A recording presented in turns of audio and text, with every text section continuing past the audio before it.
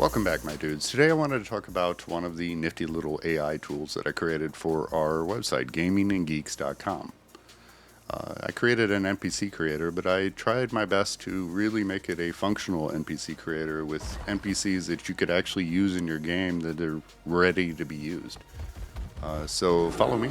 Let's go check it out. All right, so the first thing you want to do is you want to head to gamingandgeeks.com. That's our website. If you head to here, you'll come to this page. And then you go ahead and click on Tools. And then you can see all our apps here. There's going to be a lot more apps. It's just something I'm getting into lately is creating little handy D&D or tabletop related tools for the website. But the one we're going to look at today is called NPC Creator. So click that. Now, one of the ways that I dealt with this was to, I wanted the NPCs to be really valid for the game that you're playing. So either you're in 5.0 or 5.5, and yes, this is D&D centric, but you could probably use these NPCs anywhere. You're just not certain functionality of the sheet. But let's say we want to do 5.5, and let's say we want to do a traveling cigar salesman in a tavern.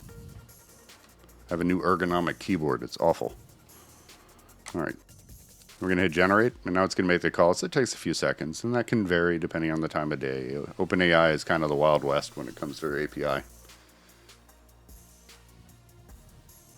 All right, and there we go. We have Garrick Smokes. I made his last name Smokes. He's the human cigar salesman. Arm class 12, hit points 10, and a speed of 30. One of the things I did, I may have mentioned, is that I incorporated the actual official SRD in behind the scenes in OpenAI dashboard, so that when it creates an NPC, it's instructed to logically identify if that NPC is a guard or a commoner or whatever they might be, so that it can try and put the stats in line with what they would be if they were canonical NPCs in an adventure. One thing I did tell it could do is, let's say it had an exceptionally stupid guard. It might drop the intelligence and actually reflect that in the stats. Now, some of the things, these are clickable. I wanted to make it so that if you had a functional need, whether you were playing darts in the bar with the NPC and the players, or if you were in a fight and you need to make a constitution save, you can click this. It will roll it. It will apply the modifier. And just makes it a little bit easier. You can see the senses, common languages, traits. Tells you a little bit about, who he is and what he does. And in some cases, if it's a goblin, traits could actually reflect both the spell list or the innate abilities of the race or the character. Personality and appearance. It tells you a little bit about the personality. He's charismatic, and always has a cigar ready to share with friends. It gives you an appearance so that you could say, you see a middle-aged man and a well-groomed mustache and a twinkle in his eyes. He wears a colorful waistcoat and always has a cigar tucked behind his ear. Just enough so that if you were describing a room and they say, who's that guy in the corner, you can give them that and move on. Let them fill in the blanks where they need to after that without you having to flip through a bunch of pages. It comes with a few quotes. If you wanted something to make them maybe sound a little bit more unique, which can be hard to do, especially if you're in a bar with 10 different people and they talk to every single one of them. As a DM, that's going to be doing double duty because it's going to be really hard not to have them all just start blending together. And I'm not a voice person, so yeah, that's a problem for me. Cigar toss. Okay, so AI, for whatever reason, is really clever and creative with their actions. I figured I wanted these in place. I wanted actions in place because occasionally you get in fights in a bar. He may help you. He may be fighting you or your characters, but you can click on the +5 to hit. And you can also roll with the damage. So you really get a kind of functional NPC right out of the gate. This could immediately be dropped onto a table and used.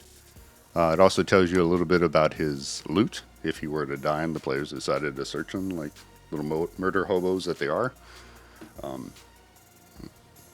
you'll be ready to go. So this really is my best attempt to cover all of the bases when it comes to an NPC you might need.